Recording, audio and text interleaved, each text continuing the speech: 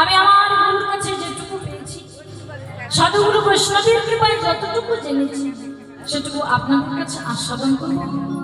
লীলা মাঝখানে আমার যদি কোনো রকম ভুল ত্রুটি হয়ে যায় তাহলে আমাকে নিজের মেয়ে মনে করে ক্ষমা করে দেবেন।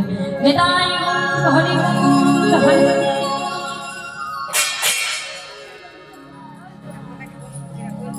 রাধে কৃষ্ণ। তা আজ কি হয়েছে মা?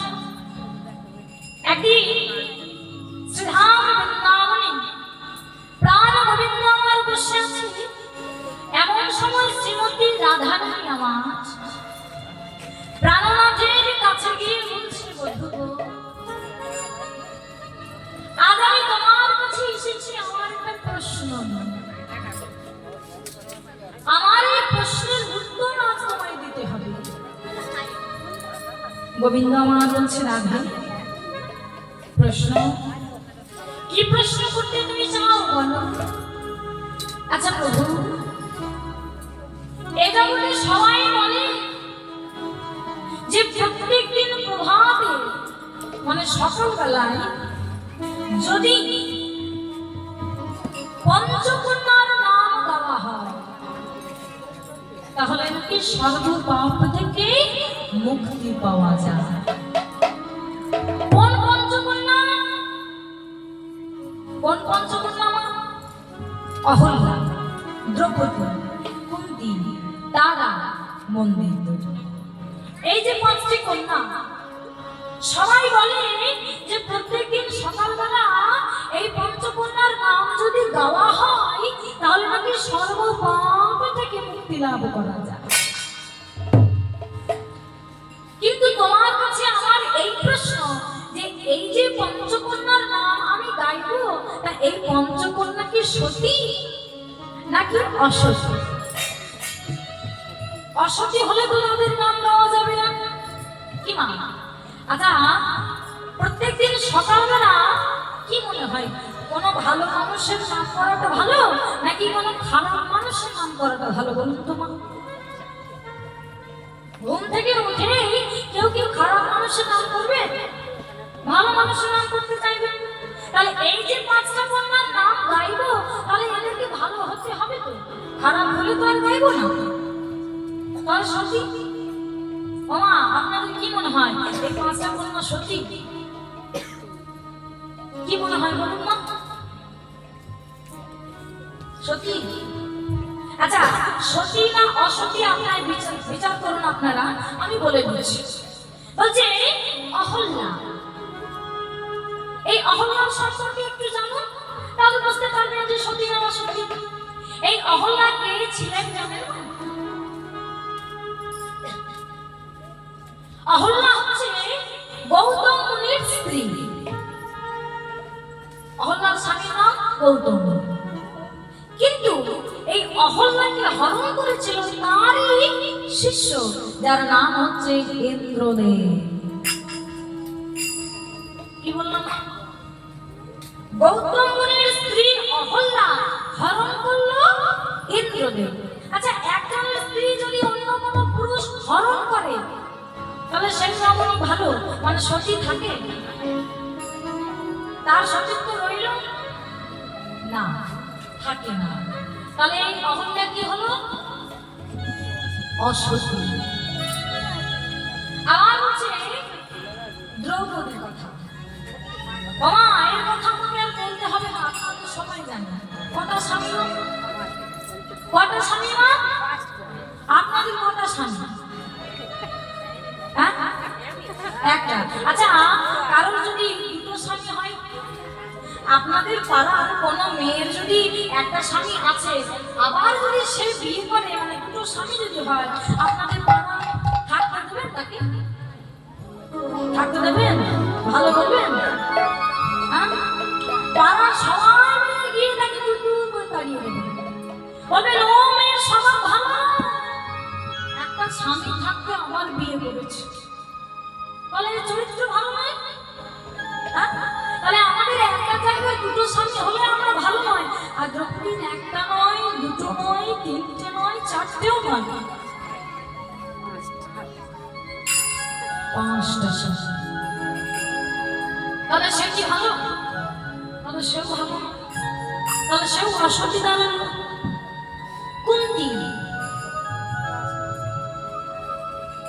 কুন্তিকে হরণ করেছিল কে? এই কুন্তি হচ্ছে পাণ্ডুর স্ত্রী, তাকে হরণ করেছিল সূর্যদেব অশ্বত। তারা গুরু বৃহস্পতির স্ত্রী, তাকে হরণ করেছিল চন্দ্রদেব অশ্বত। আবার মন্দির দেবী, এই মন্দির দেবী কে জানেন? রাবণের স্ত্রী। সে আবার কি করেছিল? সপ্তঋষির রক্ত পান করেছে, ঋষিদের রক্ত পান করেছে। তাহলে সে কি ভালো? সে ভালো না। তাহলে বলো না এই পাঁচটা কন্যাই কি ভালো? মানে সতী? তাহলে সবাই অসৎ, তাই তো? তার জন্য তো রাধারানী জিজ্ঞেস করছে যে এরা যদি সবাই অসতী, তাহলে সকালবেলা এদের নাম করে আমাদের পাপ যাবে কি করে? গোবিন্দ বলছে রাধে তা তো আমি জানতাম, তুমিই বলো। পরক্ষণে রাধারানী আবার বলছে প্রভু এরা অসতী ছিল, কিন্তু আজ আর অসতী নেই। কেন জানো? এরা তোমার নাম করে সতী হয়ে গেছে। কি বললাম না? আমার গোবিন্দকে যদি কেউ ভালোবাসে তবে সে কোনোদিন কলঙ্কিত হয় না, সে কোনোদিন কলঙ্কিনী হতে পারে না। এরা অসতী, কিন্তু আজ তারা সতী হয়েছে গোবিন্দকে ভালোবেসে, গোবিন্দের নাম করে। রাধারানী এটাই বড় দুঃখ, বলে প্রভু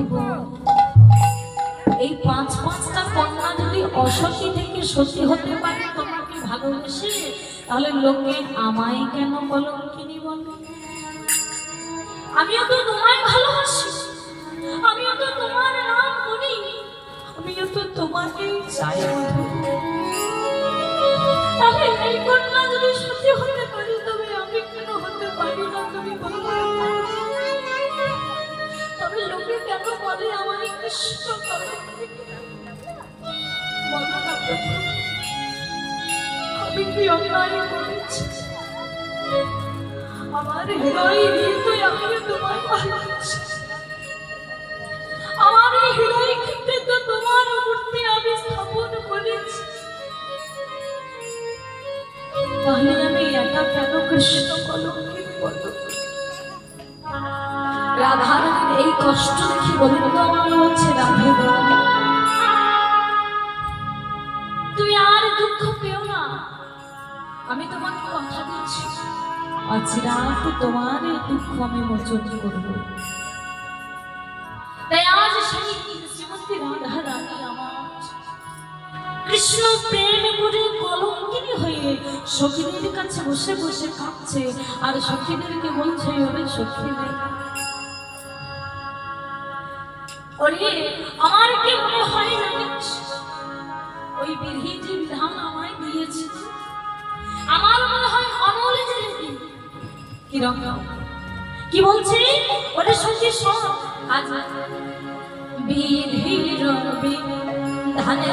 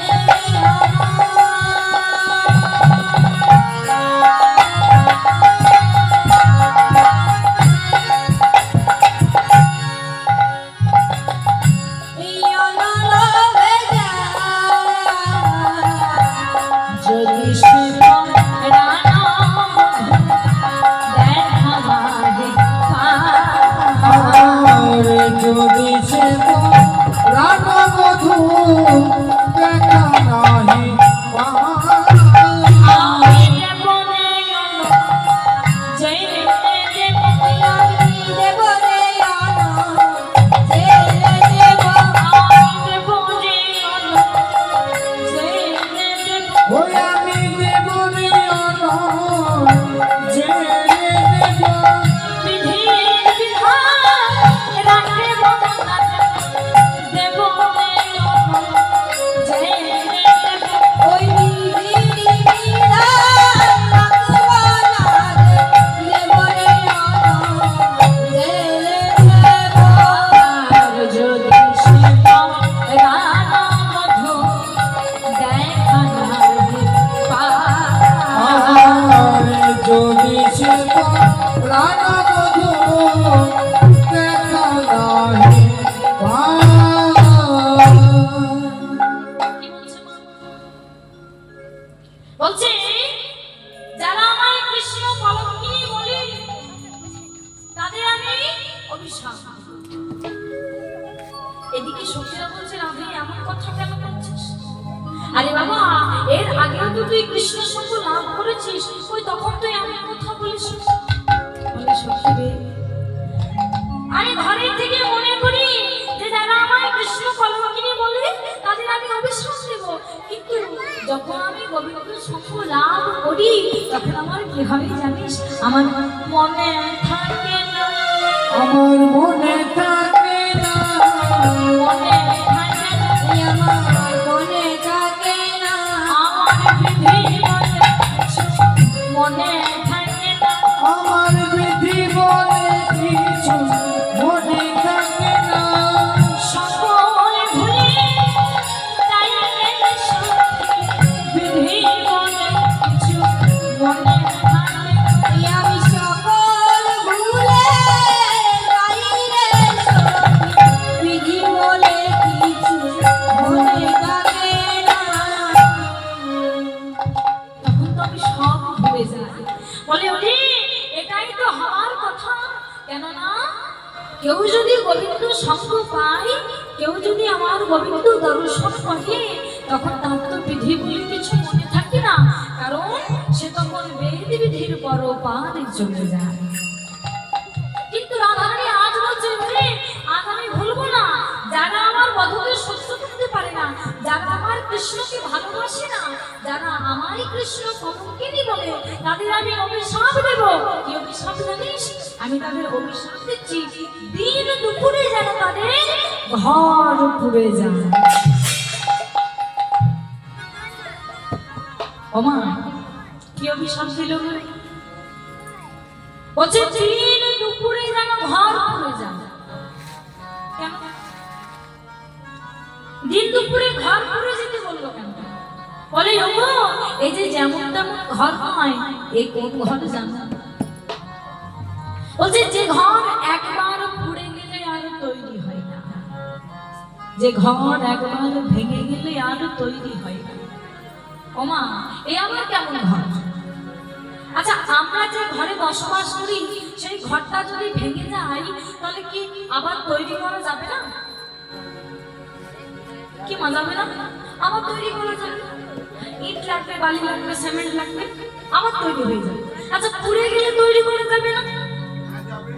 আবার তৈরি করা যাবে। তাহলে এ আবার কেমন ঘর? বলছে যে ঘর ভেঙে গেলেও আর তৈরি হয় না, আর পুড়ে গেলেও কিন্তু তৈরি হবে না। কোন ঘর? বলছে এই পার্থিব জগতের ঘর নয়, সেটা হলো এই দেহ ঘর। এই দেহ ঘর যদি একবার পুড়ে যায় বাবা, তাহলে কিন্তু আর দ্বিতীয়বার তৈরি করা সম্ভব না। এই ঘর যদি একবার ভেঙে যায় তবে কিন্তু আর নির্মাণ করা যায় না। তাহলে আগুন লাগতে বলেছে এই ঘরে। আচ্ছা সন্ধ্যা বেলায় নয়, রাতের বেলায় নয়, সকাল বেলায় নয়, দুপুর বেলায় কেন বললেন? ঘরের মধ্যে আগুন লাগতে বলেছে দুপুর বেলায় কেন? মানে বলছে এই যেমন আমরা সকাল বিকেল দুপুর দেখছি না মা, এই দেহটার মধ্যেও কিন্তু সকাল বিকেল হয়, তাই না মা? বলছি কিরকম? বলছে যখন সকালবেলা, যখন আমাদের শিশুকাল, তখন হচ্ছে এই দেহের সকাল। যখন যৌবনকাল, তখন হচ্ছে এই দেহের দুপুর বেলা। যখন বৃদ্ধ বয়স, তখন হচ্ছে এই দেহের সন্ধ্যাবেলা। আর রাত্রিবেলা মানে একেবারে মৃত্যুর কোলে ঢলে পড়া। আচ্ছা, তাহলে দুপুর বেলায় আগুন রাখতে বলেছে, মানে কোন সময়টাতে মা? এই দেহের কোন সময়টা? যৌবন সময়টা। কেন যৌবন সময়টাতে? কেন কেন শিশুকালে বললো না? বলে কৃষ্ণ ভজনা করার যে সময়, সেটাই তো হচ্ছে যৌবনকাল।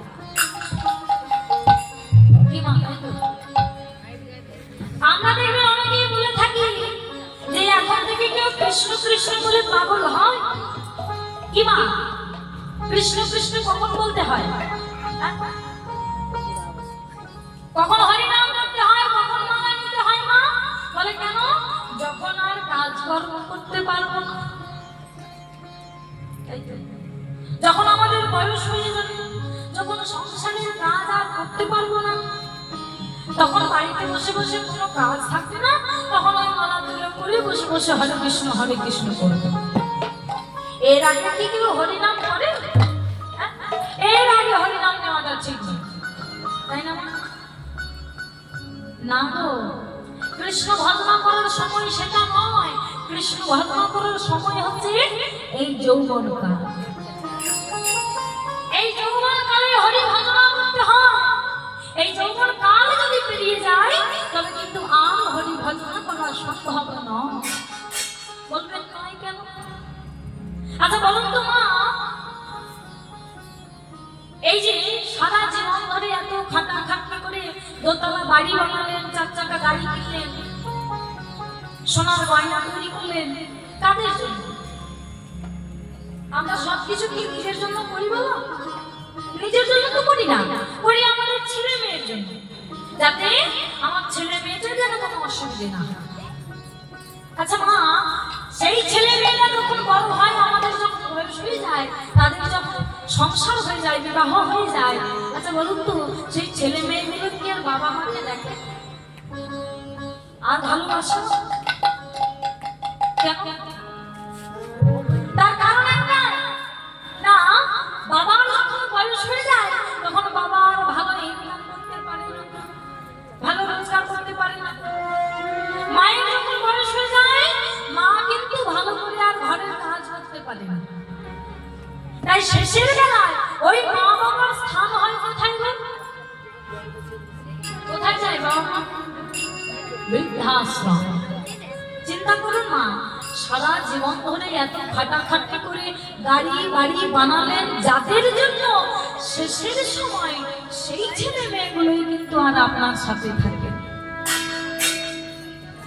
তাহলে যাদের জন্য এত কিছু করলাম, তারা যদি শেষের বয়সে আমার সাথে না থাকে, সারা জীবন ধরে একবারও হরি বলিবে, সারা জীবন ধরে একবার ভগবানকে ডাকি নাই, তাহলে যখন আমার বয়স হয়ে যাবে, যখন সামনে দাঁত দুটো পড়ে যাবে, তখন তো আর ঠিক করে হরি উচ্চারণটাও হবে না।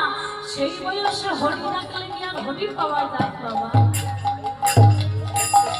পাওয়া যাবে না।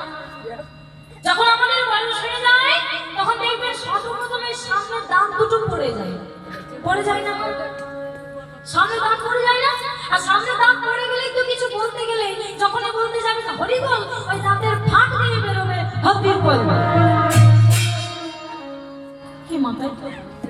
তাহলে ঠিক করে উচ্চারণটাও হবে না, ভালো করে নামটাও বলতে পারবো না। সেই সময় যদি হবি বল করে গৌর হরিকে ডাকি, গৌর হরি কি আসবে না? তিনি কি কৃপা করবেন? করবে না।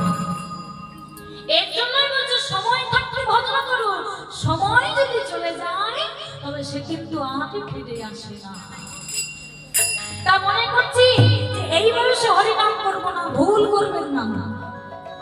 নিঃশ্বাসে বিশ্বাস আছে। আজ আছে কাল নাও থাকতে পারে। আজ আছি কাল যে বেঁচে থাকবো গ্যারেন্টি আছে? কেউ বলতে পারবে কাল গ্যারেন্টি সহ বেঁচে থাকতে পারবো?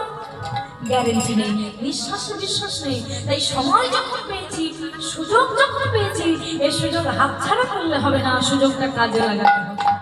কিংবা লাগাতে হবে না? তাই তো সবাইকে একসাথে গাইতে হবে, দুটি বাহু তুলে প্রেমানন্দে গাইতে হবে। কেন? না, এই সুযোগ যদি হাতছাড়া হয়ে যায় তবে গ্যারেন্টি নাই এই সুযোগটা আর ফিরে পাবো কিনা। তাই সবাই মিলে একসাথে আমরা প্রেমানন্দে গাইবো। কি গাইবো? হরিনাম গাইবো। উলুধ্বনি করতে করতে কি বলছে?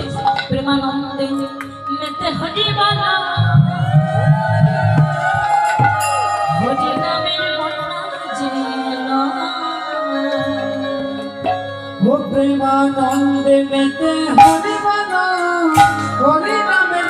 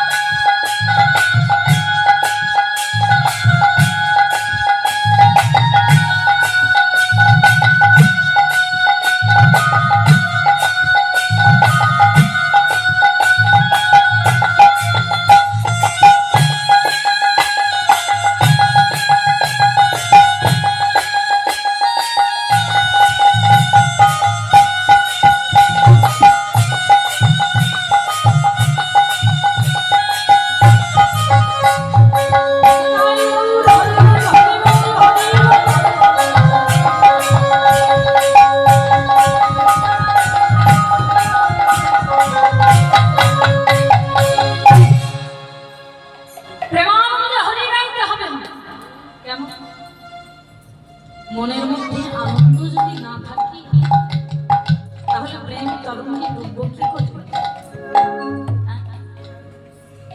এই যে হরিনামের বৃষ্টি হচ্ছে না, এই বৃষ্টির মধ্যে কিন্তু ডুবে যেতে হয়। বলে ডুববো কেমন করে? ওই যে বলছে ডুবে যেতে হবে এমন ভাবে যাতে আর অন্য কোনো কথার চিন্তা করতে না পারি। তা হরিনামের আসরে যখন আমরা বসে থাকবো তখন যেন অন্য কোনো চিন্তা না হয়, এই হরিনামে এক মনে প্রাণে গাইতে হয়, তবে তো হরিনামে ডুবে যাবো, তাই না? তাছাড়া হবে না। তাহলে আজ আমরা পেয়েছি সময়, সুযোগ, এই সুযোগ হাত ছাড়া করলে কিন্তু হবে না। মনের আনন্দে দুটি বাহু তুলে আমাদের সবাইকে গাইতে হবে। তাই আমরা সবাই গাইব। ওই দেখি মা, এদিকে ওই দেখি মায়েদের কথাগুলো আবার ওইদিকে ঘুরে গেল কেন? মা দুটি বাহু তুলে গাইতে হবে তো নাকি? হাতটা তুলুন, আমার সাথে সাথে গাইবেন। প্রেমানন্দে মেতে হরি বলো, হরি নামে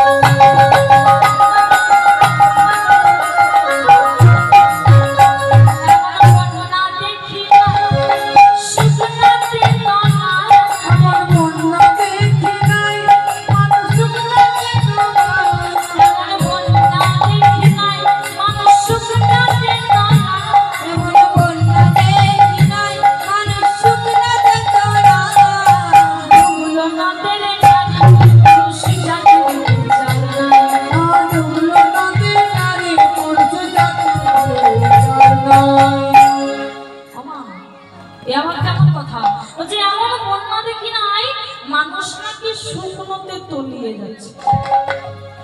ওমা, শুকনোতে কেউ কি কখনো ডুবে যায়? হ্যাঁ? ওমা, বৃষ্টি যদি না হয় তবে কি বন্যা হবে? বৃষ্টি না হলে তো বন্যা হবে না, আর বন্যা না হলে আমরা ডুবে যাবো না। তাহলে এবার কেমন কথা? বলছে এমন বন্যা দেখি নাই, মানুষ শুকনোতে ডুবে যাচ্ছে। বলে এই যে বৃষ্টির কথা নয় গো, এই হচ্ছে হরি নামের বৃষ্টি। এই দেখো না, এই হরি নামের বৃষ্টিতে এখানে কিন্তু আমরা যতজন বসে আছি সবাই ডুবে গেছি, তাই না? একজনই বলছে যে এমন বন্যা দেখি নাই, মানুষ শুকনো হয়ে জমায়। আবার এই জলের মধ্যে যে একবার ডুবে যায় তার কিন্তু ওর জাতির বিচার থাকে না। ওই হরিদাস, হরিদাস সে হচ্ছে কাজের ছেলে, সেও ডুবে গেল। কেন? বলছে এটাই তো নিয়ম এই হরি নামে। এই হরি নামে বাবা জাতির বিচার না, সবাই এক। সবাই কিন্তু এক না। আমরা সবাই বলি আমাদের পরিচয়ের কথা, কি বাবা? সবাই আমাদের পরিচয়ের কথা বলি না? কি আমাদের পরিচয় আমরা মনে করি যে আমাদের যে জাত, যে জাতি, সেটাই আমাদের পরিচয়। কিন্তু না, সেটা আমাদের পরিচয় নয় মা। আমাদের সবার একটাই পরিচয়, কি না আমরা হলাম কৃষ্ণ চরণের দাস। আমরা কিন্তু সবাই হলাম কৃষ্ণ চরণের দাস।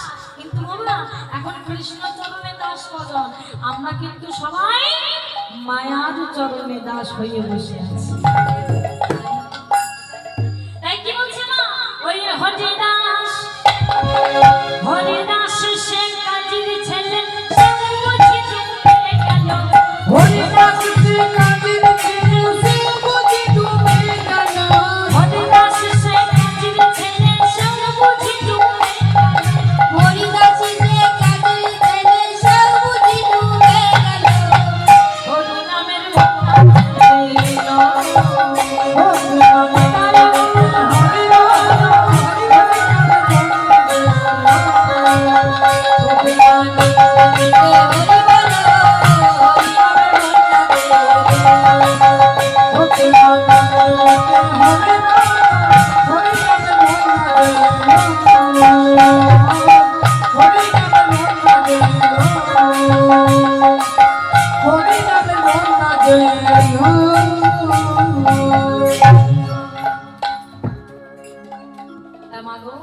সময় পেয়েছেন, এই সময় কিন্তু হাতছাড়া করবেন না। মনে রাখবেন, মানব জনমটা পেয়েছি কৃষ্ণ ভজনা করবার জন্য। তাই সংসারে এসে সবকিছু করার পর যদি আমরা কৃষ্ণ ভজনাই না করতে পারি, তাহলে আমাদের এই মানব জনমটা বৃথা হয়ে যাবে। তাই এত কষ্ট করে যখন মানব জনমটা পেয়েছেন বাবা, সংসার করুন, অসুবিধে নেই। সংসার ধর্ম বড় ধর্ম, কিন্তু তার মাঝখানে আমার গোবিন্দকে ভুলে যাবেন না। মনে রাখবেন, গোবিন্দই হচ্ছে একমাত্র সম্বল। এ জগতে যা কিছু দেখছেন, এ জগতে কিছুই কিন্তু আমাদের নয়। তাই আজ যদি রাধা রানী আমার গোবিন্দকে বলছে, যারা আমার বধূকে দর্শন করে না, আমার বধূকে ভালোবাসে না, তাদের আমি এই অভিশাপ দেব। কি অভিশাপ? তারা যেন কৃষ্ণ কৃষ্ণ বলে সারা জীবন কাঁদতে থাকে। এই কথা শুনে সখীরা বলছে, বলে রাধে তুই অভিশাপ দিচ্ছিস নাকি আশীর্বাদ? বলে আরে তুই তো জানিস না, তোর কাছে এটা অভিশাপ হলেও আমাদের কাছে দিয়ে না আশীর্বাদ। কেন? বলে তোর মতো এমন কৃষ্ণ কৃষ্ণ বলে কজন কাঁদতে পারে বল? কৃষ্ণ বলে তো আমরা কাঁদতে পারি না। আর যদি কাঁদতেই না পারি, তাহলে কি আর গোবিন্দ মেলে? ভগবান অহংকারে মেলে না, মেলে প্রেম ভক্তিতে আর নয়ন জলে। আমরা সবাই ভগবানের কাছে যাই ফুল ফল নিয়ে, কিন্তু সেসব তো ভগবান চাই না মা। ভগবান চাই কি? ভগবান বলছে, আমি তোমাদের কাছে দামি দামি ফল মিষ্টি চাই না। আমি যেটুকু তোমাদের দিয়েছি সেইটুকু দিয়ে তোমরা আমার সেবা যদি করো, আমার পূজা যদি করো, তাহলে তাতেই আমি সন্তুষ্ট। বলে কি দিয়েছে? বলে ভগবান আমাদেরকে দিয়েছে দুটো নদী, যে নদীর জল দিয়ে ভগবানের পূজা করলে ভগবান সন্তুষ্ট। কি একটা গঙ্গা আর একটা যমুনা। এই গঙ্গা যমুনার জল দিয়ে যদি ভগবানের পুজো কেউ করতে পারে তাহলে ভগবানের আর কিছু লাগে না গো, এই জল দিয়ে তিনি সন্তুষ্ট হয়ে যান। তাই আর রাধারানীর কথা শুনে বলছে, বলে রাধে তুই যদি দিচ্ছিস অভিশাপ, কিন্তু আমাদের কাছে এটা হচ্ছে আশীর্বাদ। শ্রীমতী রাধারানী বলছে, আচ্ছা সখী তোরা বলতে পারিস সবাই কেন আমায় কৃষ্ণ কলঙ্কিনী বলে? ও আমি যমুনায় জল আনতে যাই বলে সবাই আমায় কলঙ্কিনী বলে, কিন্তু আমি তো একা জল আনতে যাই না, যমুনায় জল আনতে তো সবাই যায়, তাহলে আমি কেন একা কলঙ্কিনী? সখীরা বলছে, দাদি যমুনায় জল আনতে সবাই যায়, কিন্তু তোর মতো জল ফেলে কেউ জল আনতে যায় না। নাকি? আমরা জল আনতে কখন যাই? যখন দেখি কলসি ফাঁকা হয়ে গেছে, বাড়িতে আর জল নেই, তখন জল আনতে যাই। কিন্তু আমার রাধারানী কি করে? গোবিন্দ দর্শন করবার জন্য ছলনা করে ভর্তি কলসির জল গাছের গোড়ায় ঢেলে দিয়ে ফাঁকা কলসি করে গোবিন্দ দর্শন করবার জন্য জল আনতে যায়। বলে তোর মতো তো আমরা কেউ যাই না, তাই তুই কৃষ্ণ কলঙ্কিনী, আমরা না। আচ্ছা ওই যে মথুরায় দধি দুগ্ধ বিক্রয় করতে তো সবাই যায়, তাহলে আমি একা কেন কৃষ্ণ কলঙ্কিনী? রাধে মথুরার হাটে দধি বিক্রি করতে সবাই যায়, কিন্তু তোর মতো ওই কৃষ্ণ প্রেমের হাটে গিয়ে গোবিন্দ তোমার হলাম বলে আমরা কেউ বিক্রি যাই না, তাই তুই একা কৃষ্ণ কলঙ্কিনী, আমরা কিন্তু কেউ নই। রাধা রানী আমার বলছে, ও আমি বুঝি একাই কৃষ্ণ কলঙ্কিনী? বলে হ্যাঁ রাধে, কিন্তু তুই কলঙ্কিনী এটা শুধু আমরা বলছি তা নয়, তুই জন্ম অবধি মানে যেদিন তোর জন্ম হয়েছিল তুই সেই দিন থেকেই কলঙ্কিনী। তা কি করে? পদকর্তা কলম দিচ্ছে, ওগো রাধে শোনো, ওগো রাধে কলঙ্কে জন্ম তোর, গোরাধে কলঙ্কি জনম তোর কলঙ্কে জন্ম তোর, গোরাধে কলঙ্কি জনম তোর গো। শিশুকাল হতে যৌবন আমাদের, ওরে শিশুকাল হতে যৌবন শিশুকাল হতে যৌবন আমাদের, শিশুকাল হতে যৌবন কলঙ্ক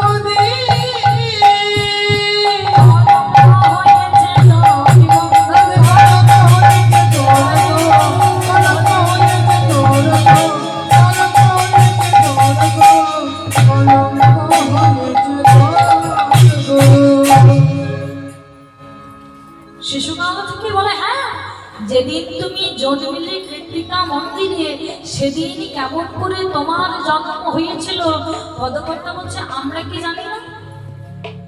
হ্যাঁ আমরা জানি না, আমরা সব জানি। কি জানি?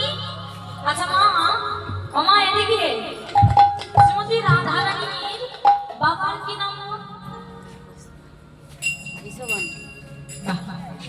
যাক, এখানে মায়েরা তাও জানিয়ে দিচ্ছে। কোনো কোনো জায়গায় বলি যখন যে রাধারানী বাবার কি নাম, মায়ের কি নাম, কেউ বলতে পারে। তবে হ্যাঁ, যেই জিজ্ঞেস করি বলুন তো মা, কোয়েল মল্লিকের বাবার কি নাম?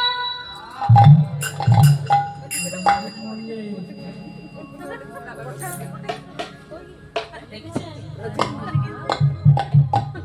রাধারানীর বাবার কি নাম সেটা পেয়ে যাবে, কোয়েল মল্লিকের বাবার নাম যে রঞ্জিত মল্লিক, এটা সব মায়েরা জানে।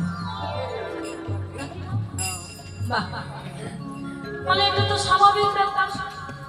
সারাদিন রাত যদি হাতের মধ্যে এত বড় একটা জিনিস থাকে, আর তার মধ্যে যদি ওই কোয়েল মল্লিক, রঞ্জিত মল্লিক, মিঠুন চক্রবর্তী এরা সব ঘোরাফেরা করে, তাহলে কি আর রাধারানীর বাবার কথা মনে থাকে? কি মাথায় না আছে তো? কি মা সিরিয়াল দেখেন না বাড়িতে বসে বসে? সারাদিন ওই কাজের ফাঁকে ফাঁকে ফোনও দেখছি, সিরিয়ালও দেখছি। এবার সারাদিন সারা বছর ওই টিভি সিরিয়াল নিয়ে যদি পড়ে থাকে, তাহলে রাধারানীর বাবা মায়ের নাম জানবেন না,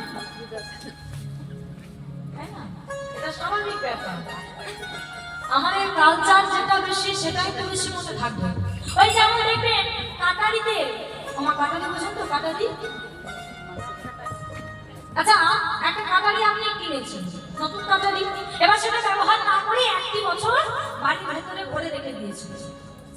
1 বছর পর যদি সেই কাটারি বের করে কোনো জিনিস কাটতে চান, কাটা হবে কেন? ধার থাকবে না। কেন থাকবে না? ব্যবহার করা নেই। বলে আমাদেরও তো তাই অবস্থা।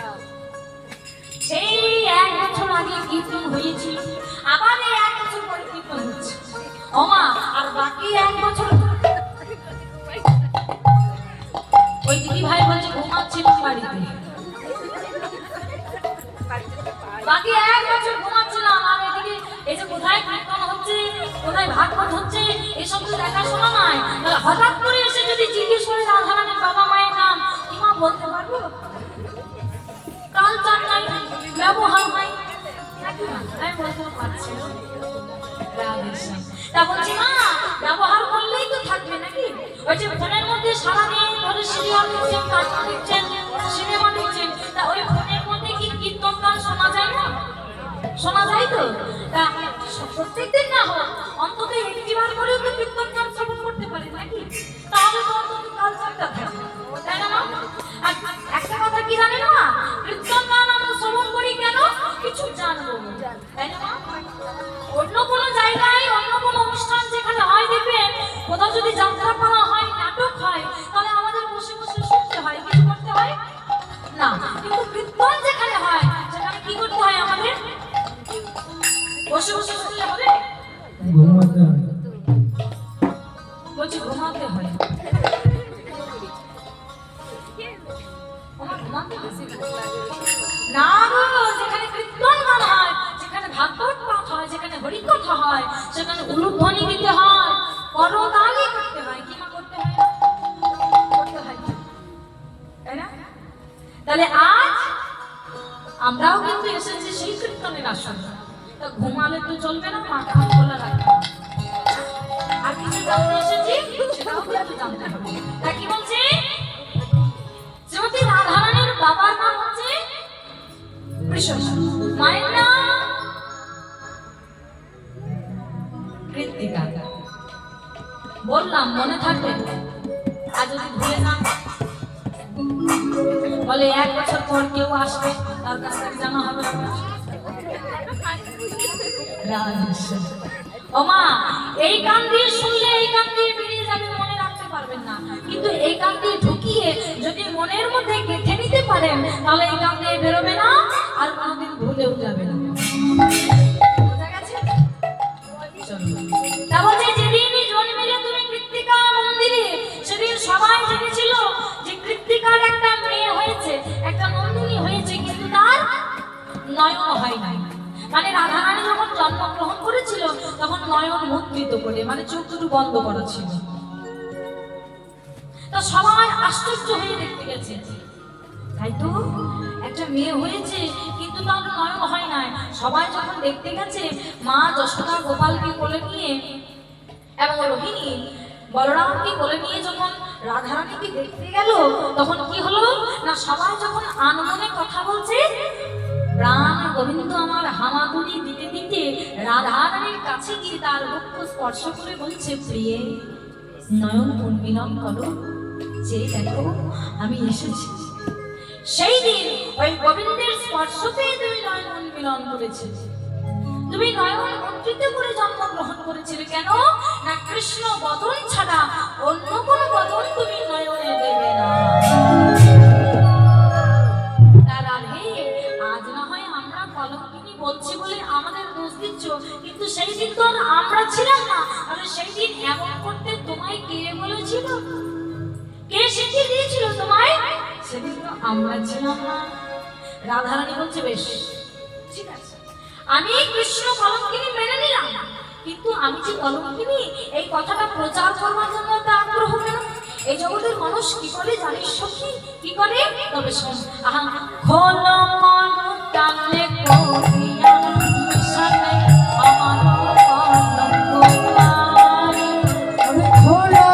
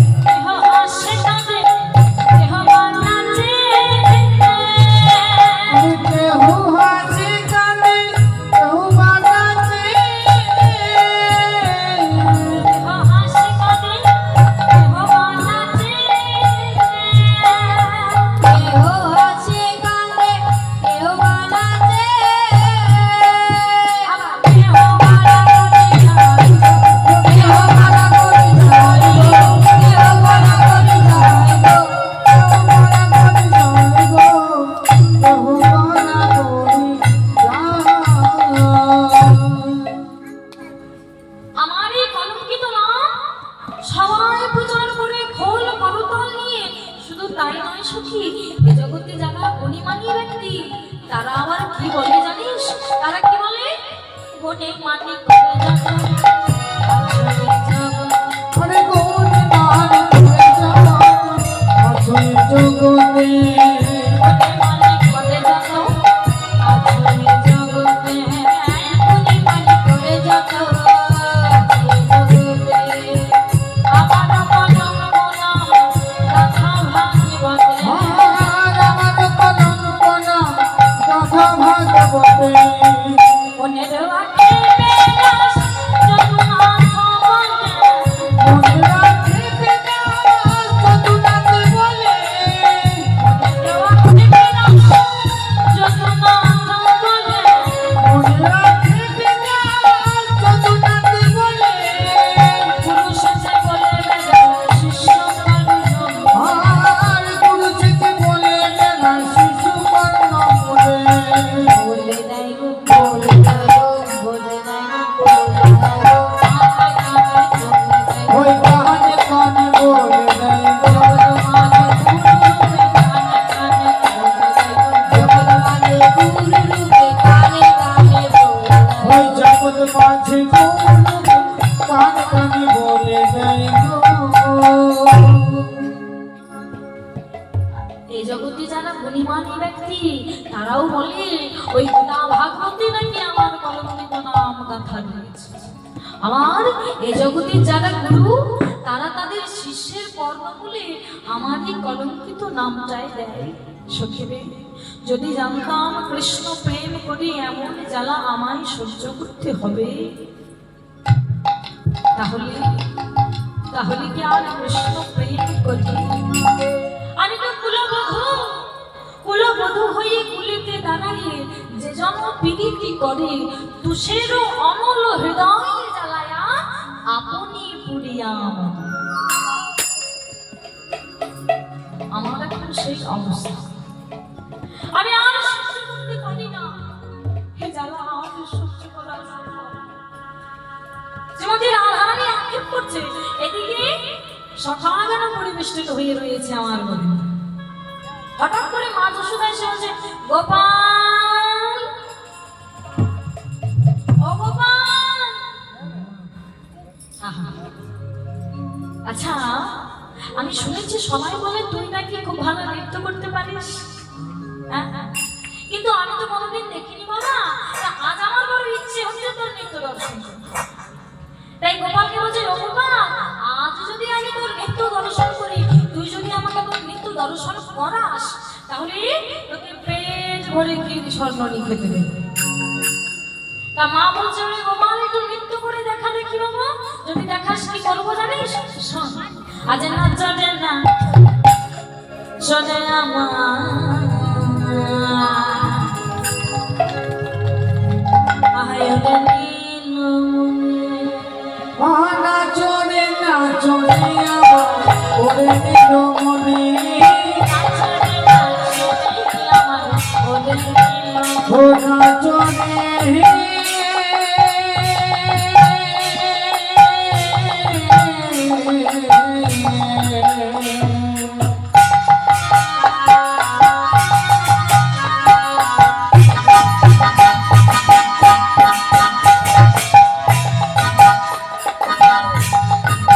ও না চলে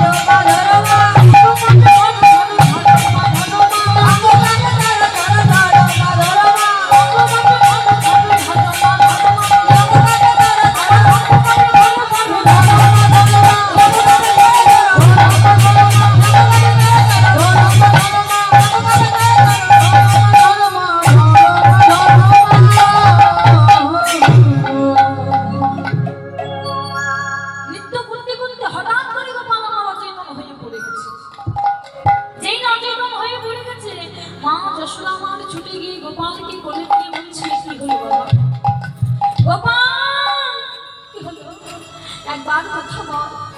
কি রে? এই তো এক্ষুনি আমার গোপাল নৃত্য করছিল।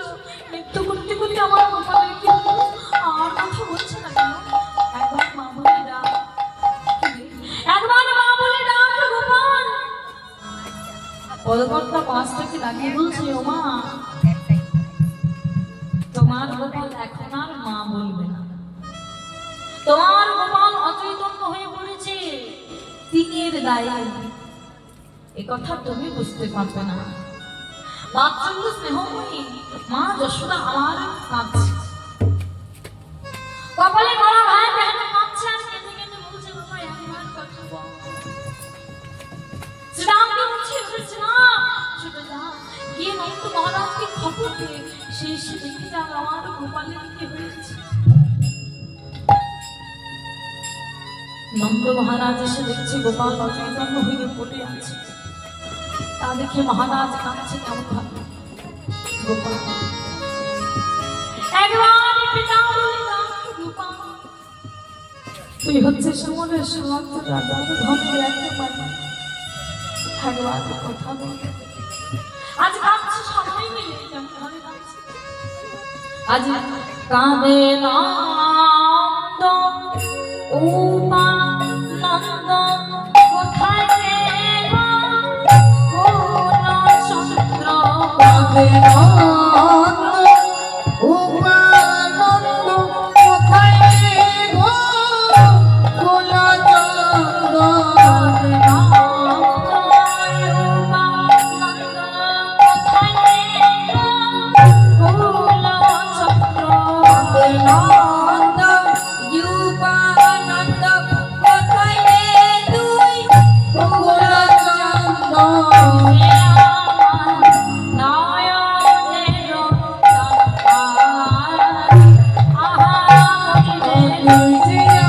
আমার নয়নের তারা, আহা বলি রে।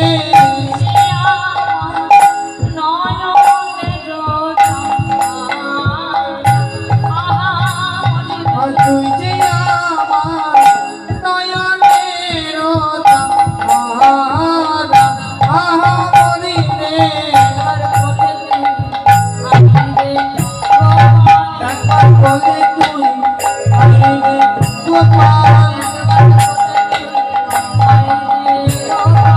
একবার বলে তুই আইরে গোপাল।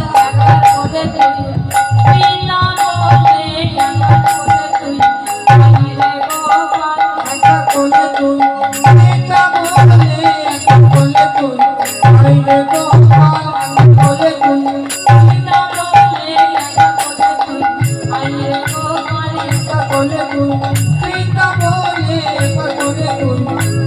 গোপাল, একবার বলে তুই এটা বলে, একবার বলে তুই আইরে গোপাল, একবার বলে তুই এটা বলে, একবার বলে তুই আইরে গোপাল, একবার বলে তুই আইরে গোপাল। তুই যে আমার নয়নের তারা।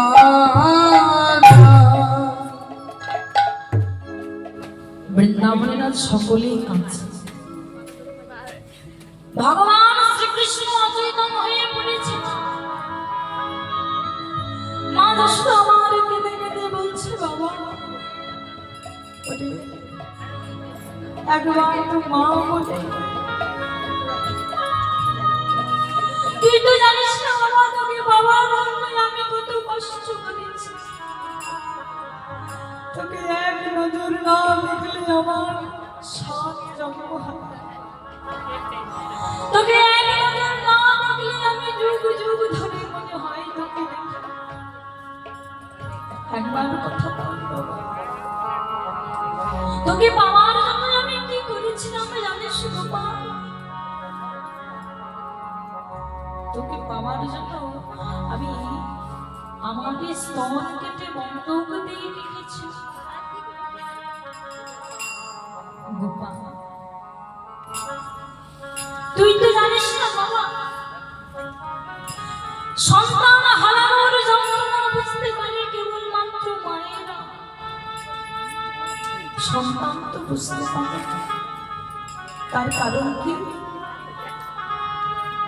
সন্তানের যখন জন্ম হয় তখন সন্তান কষ্ট পায় না, কষ্ট পায় তার মা।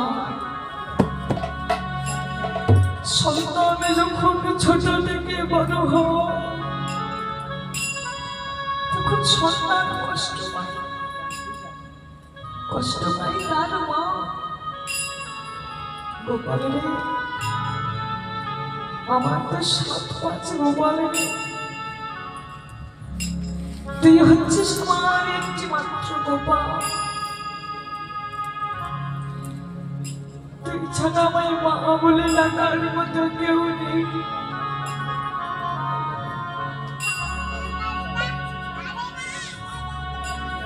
তোকে পাওয়ার জন্য আমি কত কষ্ট করেছি তুই জানিস বাবা। তোকে পাওয়ার জন্য কি করেছি তুই জানিস? তুই শুনবি বাবা। 7 জন্ম সাগর ভেবেছিলাম রে, তবে তো হয়েছে গোপাল তোমার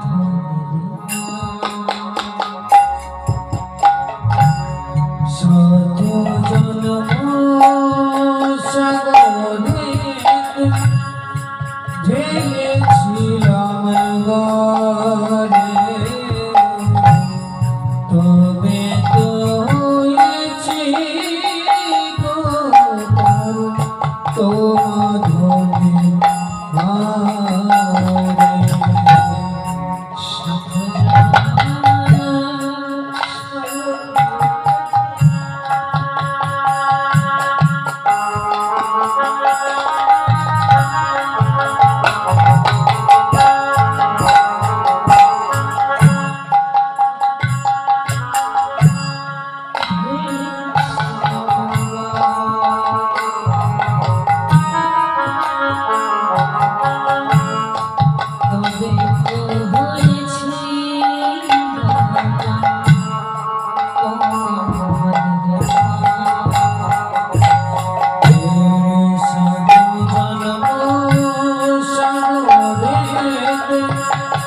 ঢেলেছিলাম গরে, তবে তো হয়েছি গোপাল তোমার ধনে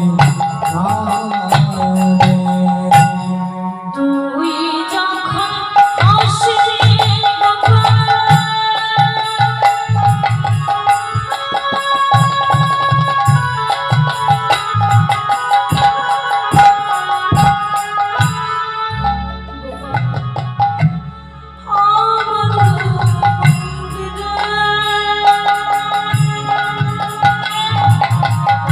ওরে তুই যখন হসিনি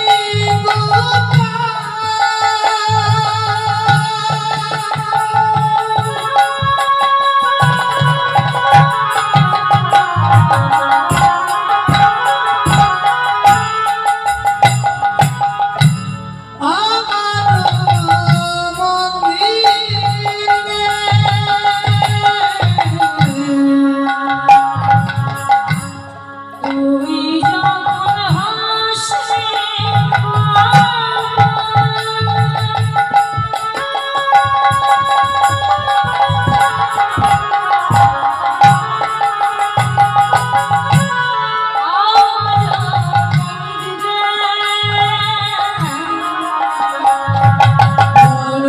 তুই যখন হসিনি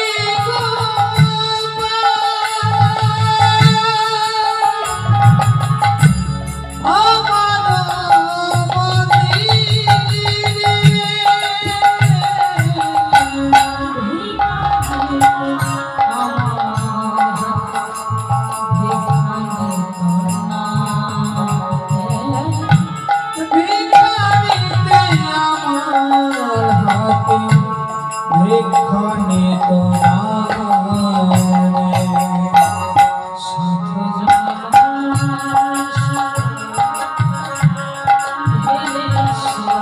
ভেবেছিলাম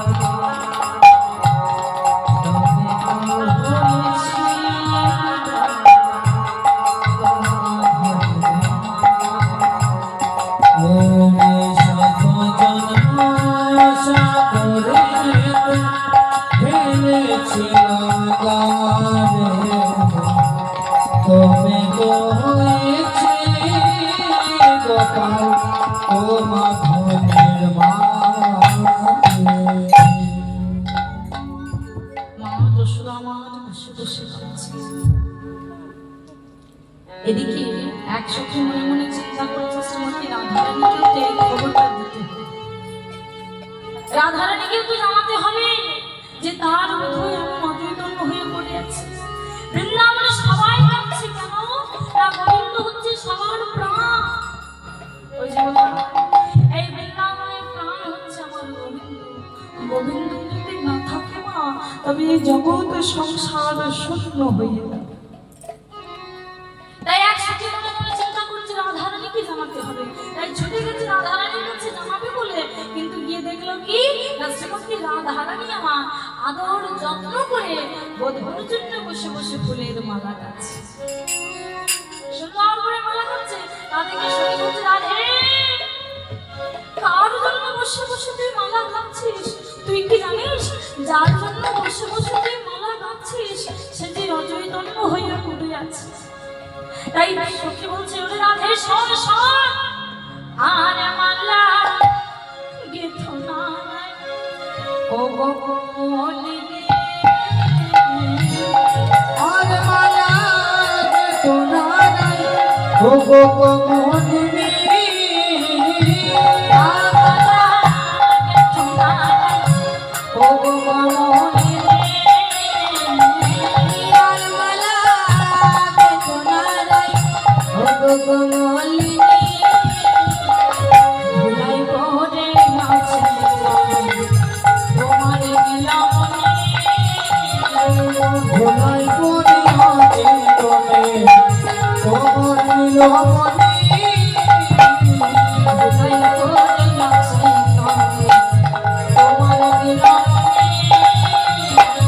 ভুলাই পড়ে আছে তোমার নীলমণি, বলে বলে মালা ও বল বল মালা কার বলে দিবে, মালা বলে বল বল মালা কার বলে দিবি, প্রাণ বল্লভে অচেতনে, বল বলে মালা বলে তোর প্রাণ বল্লভ অচেতনে, বল বল মালা কার বলে দিবি, যেই না শুনেছি মা অমৃত অচেতন হয়ে পড়ে আছে, সঙ্গে সঙ্গে রাধারানী হাতের থেকে মালাটা খসে পড়ে গেছে। রাধারানীও বড় ভাই হাতে কাছে বলে, ওরে সখী এই ছিল আমার কপালে, এমন প্রভাত শুনি এমন কথা আমাকে শুনতে হলো। তাই শ্রীমতী রাধারানী কান্না শুরু করেছে। এদিকে এসেছে কে না রায় বিবাদিনী কুটিলা। শেষে বলছে কি দিন নেই রাত নেই তুমি এমন ভাবে কান্না জুড়েছো কেন? বলি কেঁদে গেলে কি অমঙ্গল ডেকে আসবে? রাধারানী বলছে, দিদি গো, নন্দের নন্দন শ্রীকৃষ্ণ অচৈতন্য হয়ে পড়ে আছে, যদি তুমি আমায় অনুমতি দাও তাহলে আমি গিয়ে একবার তাকে দেখে আসি। কি বললি? নন্দের নন্দন শ্রীকৃষ্ণ অচৈতন্য? আহা, বলে কিন্তু ভালো কথা, হ্যাঁ তুই দেখতে কি যাবি, তার থেকে বরং তুই আমার সাথে তো মন্দিরে গিয়ে মানত করবি যে এই অচৈতন্য শ্রীকৃষ্ণের শেষ অচৈতন্য। যেই নাই কথা বলেছে রাধারানী আমার বলছে, দিদি তুমি তো জানো না কৃষ্ণ হচ্ছে জগতের প্রাণ, কৃষ্ণ যদি বেঁচে না থাকে এই জগতে কিন্তু আর কেউ বেঁচে থাকবে না। তাই দিদির কথা না শুনে সখীকে সাথে নিয়ে ঘর থেকে বেরোলেন গোবিন্দকে দর্শন করতে যাবে বলে।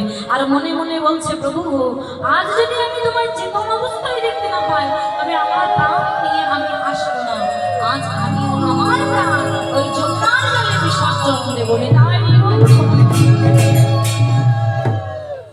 শ্রীমতী রাধারানী আমার চলেছে।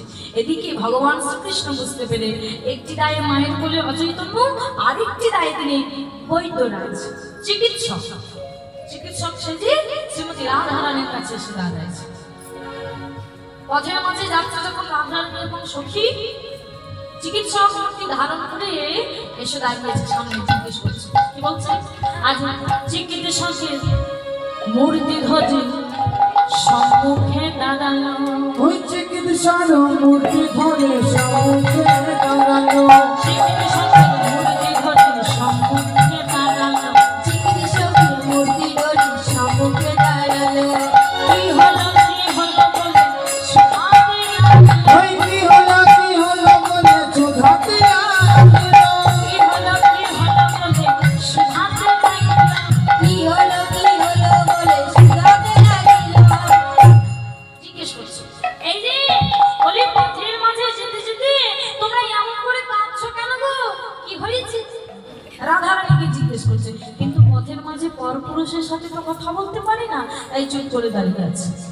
এদিকে গোবিন্দ নিজেই বলতে শুরু করলো, চিকিৎসক নিজেই বলতে শুরু করলো, ও তোমরা বুঝি নন্দের নন্দন শ্রীকৃষ্ণকে দেখতে যাবে? বলি এ কি রে, আমরা কোথায় যাবো? এই বৈদ্যরাজ বুঝলো কি করে? বলে হ্যাঁ গো, তুমি সেটা কি করে বুঝলে? কে তুমি? কি নাম তোমার? হ্যাঁ, কি পরিচয় তোমার? আমাদের কথা কি করে জানলে? বৈদ্যরাজ বলছিল, গো আমি সব জানতে পারি, আমার পরিচয় জানবে? শুনবে আমার পরিচয়? গুপ্ত কুলে জন্ম মোর, হরি গুপ্ত নাম। গুপ্ত কুলে জন্ম মোর, হরি গুপ্ত নাম।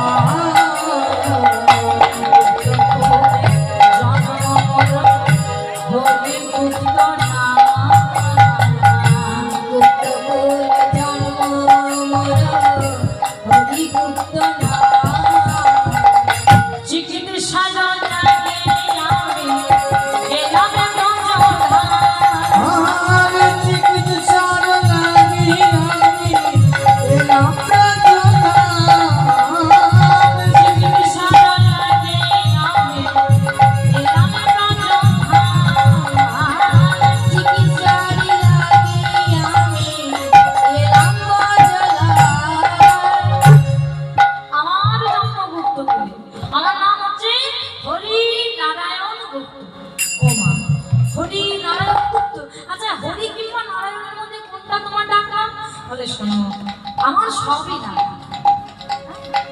আমায় কেউ ডাকে হরি বলে, আবার কেউ ডাকে নারায়ণ।